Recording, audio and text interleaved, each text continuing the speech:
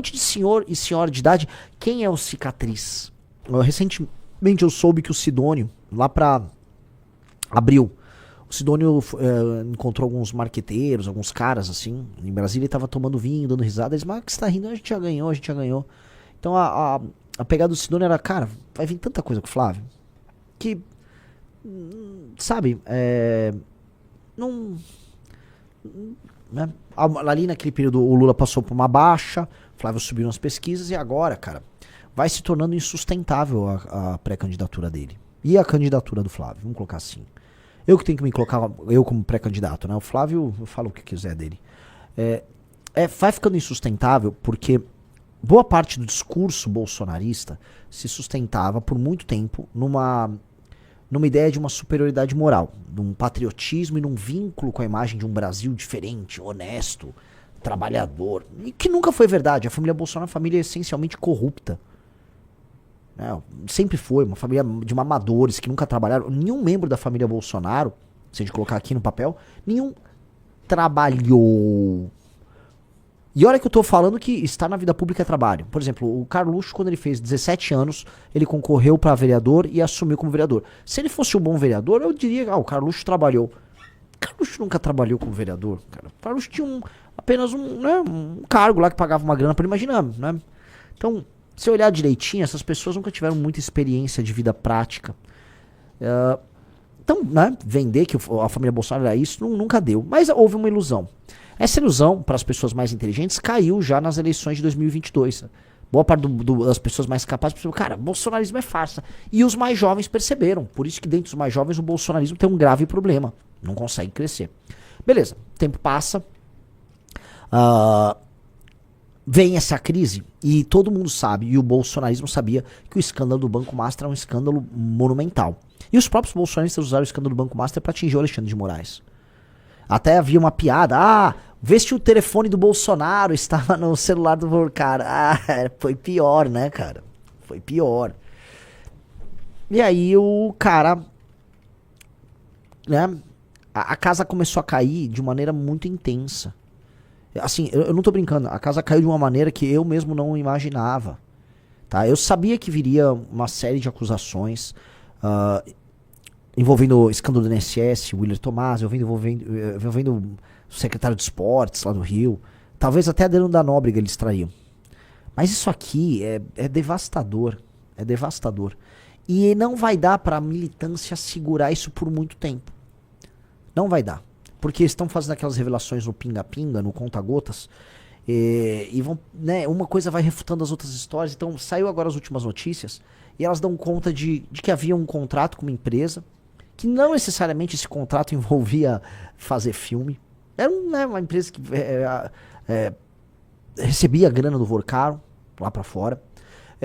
Tinha um contrato, né, de confidencialidade, o NDA, Non-Disclosure Agreement, e o que tá claro ali nesse negócio é o seguinte: por que o Vorcaro faz um contrato que supostamente financiaria um filme sem obter nenhum retorno financeiro com isso e sem obter nenhum tipo de publicidade com isso?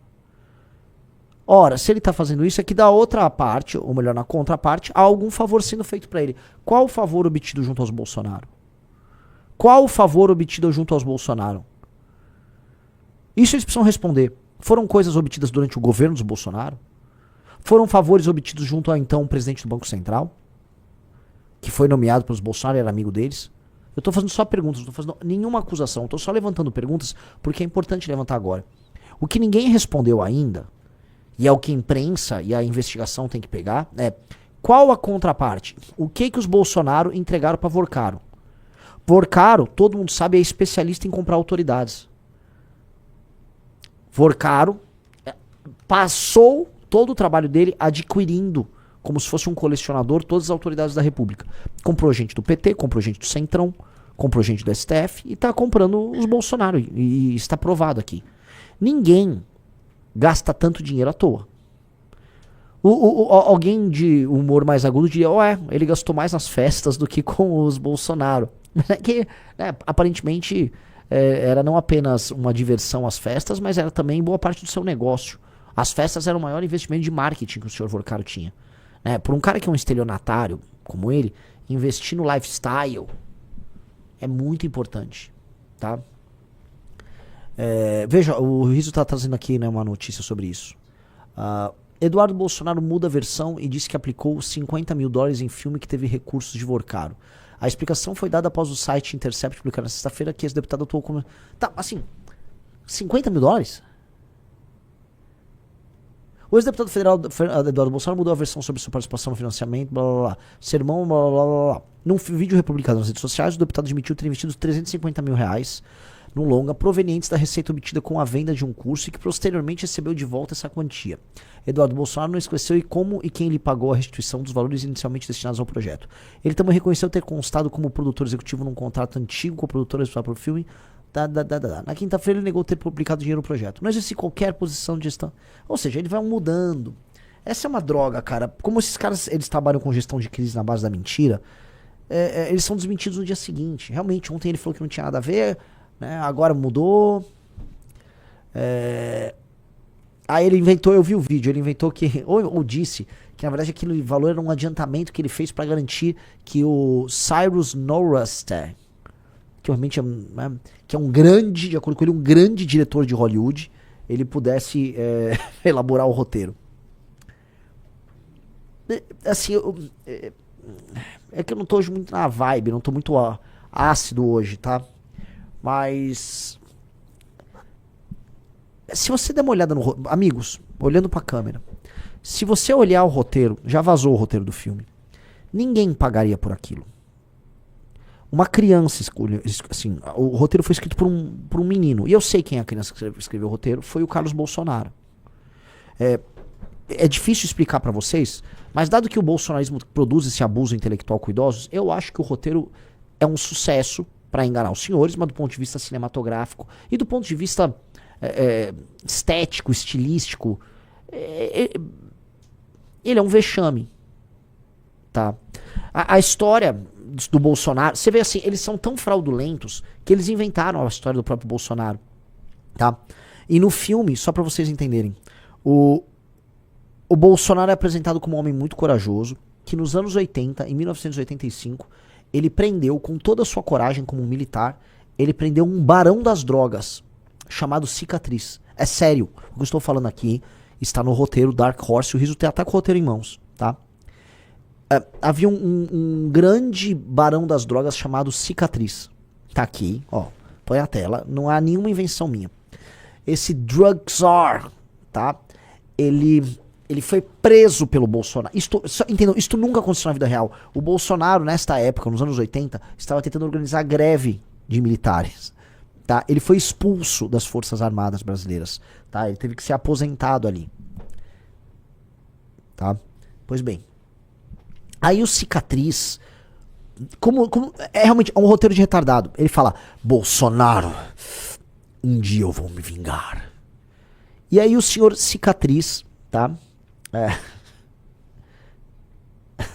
Eu tô lendo aqui, o Rizzo botou um pedaço do roteiro. Gente, é patética essa história. Aí o Cicatriz, ele fica nos bastidores tramando pra se vingar do Bolsonaro. Até que ele consegue. Cicatriz contrata Aurélio, que vem ser o Adélio. E aí ele tenta matar o Bolsonaro, mas não consegue. Ele não consegue matar o Bolsonaro. E aí, no final do filme, que já entregaram o roteiro do final do filme, o Alexandre de Moraes tá numa sala, junto com o Cicatriz. Eles conseguimos, derrubamos este homem, né? E aí tá o Lula tomando posse na presidência da República e vem os créditos avisando que o Bolsonaro terminou preso, as pessoas se manifestaram e tal. Em resumo, cara, é um filme lelé da cuca, é um filme doidinho. Pô, assim, se você tá fazendo um filme biográfico, muitos filmes biográficos existem romantizações, existem personagens inventados, tá? Mas assim, é um filme biográfico de uma personalidade política. A história verdadeira já era interessante. Veja, olha só o que eu tô falando. Já era interessante. O Bolsonaro realmente foi um dark horse. É um caso engraçado, é um caso curioso, como um país elegeu um idiota como ele. Beleza. Pra que inventar? O Bolsonaro nunca prenderia. A única vez que o Bolsonaro teve diante, vamos dizer, de um criminoso armado foi um assaltante que viu o Bolsonaro de moto, rendeu o Bolsonaro, tirou a arma do Bolsonaro. E o Bolsonaro, socorro. Foi isso. É muito tosco. É muito tosco. Assim, isso aí é de chocar, cara.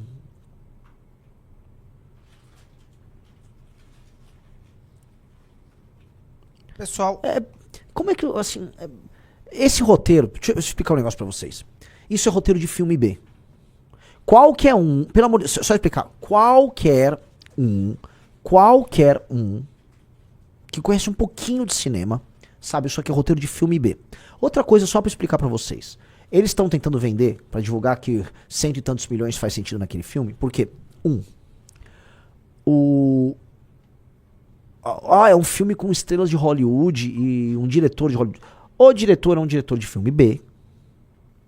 E quando eu falo B, eu não falo nem filme alternativo, porque existe todo o circuito alternativo de cinema nos Estados Unidos que produz ótimos filmes. Tem grandes filmes alternativos feitos com baixo orçamento nos Estados Unidos. Filme B é filme ruim. É filme ruim, filme... Entendeu?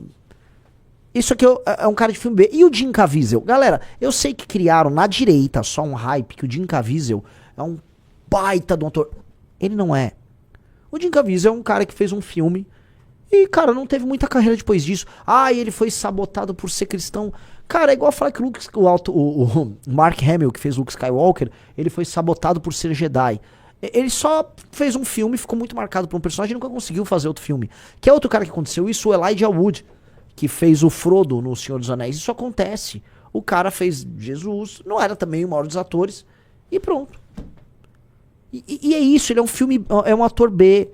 Você não precisa de todo esse orçamento pra contratar o Jim Caviezel. Entendeu? É isso, estão exagerando. É só você procurar no Google, é só dar um Google, procurar o cachê do Jim Caviezel e comparar com o cachê do ator brasileiro que fez o Agente Secreto lá, esqueci o nome dele, o babaca do Wagner, o babaquíssimo Wagner Moura. O Wagner Moura hoje é um ator bem ranqueado lá. Ele fez a série da Netflix, ele fez o Narcos. Então, custa mais alto. Então, assim, como você pode explicar aqui o filme Agente Secreto, que tem um roteiro bem construidinho, as cenas de época muito bem feitas, assim como Ainda Estou Aqui, as cenas de época muito bem feitas, a Recife do Agente Secreto e o Rio de Janeiro de Ainda Estou Aqui estão impecáveis. Há um trabalho cinematográfico espantoso. Um custou 28 milhões, o outro custou 45. Com atores mais caros, com um trabalho mais sério. O filme lá, Dark Horse, é um filme B, de baixíssima qualidade, com um roteiro de filme B, com atores de filme B. Amigos, onde eu tô dando toda essa volta, esse filme era uma justificativa para dinheiro ser jogado numa operação que não envolve cinema. Que eu imagino que seja a operação que sustentou a família, né, a família Bolsonaro nos seus devaneios políticos ao longo dos últimos 2 anos. O que me parece? O pai ia ser preso, esses caras foram atrás do grande mercador de autoridades que era o Vorcaro. Eles sabiam que o futuro político deles estava em risco. E eu acho que eles foram forrar a barriga mesmo. Tudo leva a crer que os Bolsonaro caíram nisso.